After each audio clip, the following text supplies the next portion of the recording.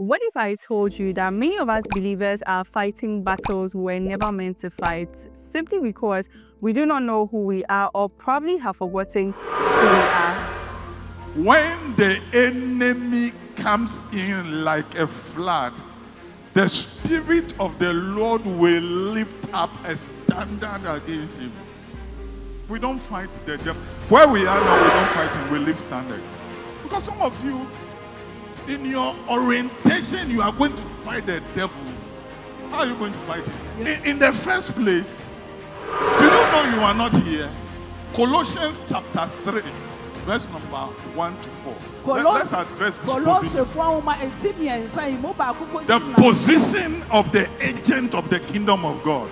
Hello everyone, my name is Sam Benedicta from the Full Gospel Church International, and welcome to this week's sermon recap. Today we are reflecting on a powerful message titled Agents of the Kingdom, which was brought to us by our very own president, Bishop Dela Fiagome. So who is an agent? An agent is someone who has been given the authority and power to represent the other on his behalf.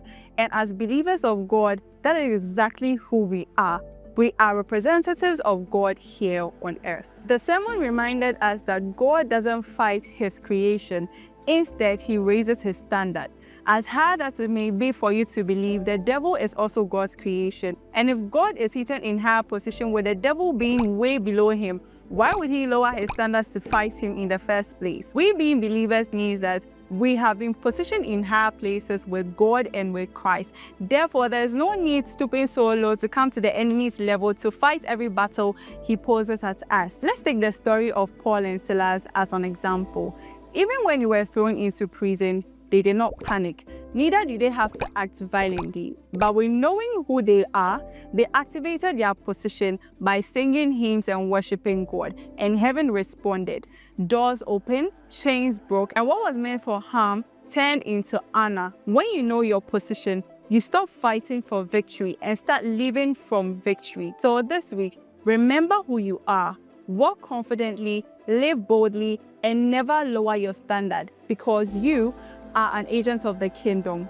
If you were blessed by this recap, don't forget to like, subscribe, comment, and share to anyone that needs this reminder. See you in our next sermon recap, and stay blessed.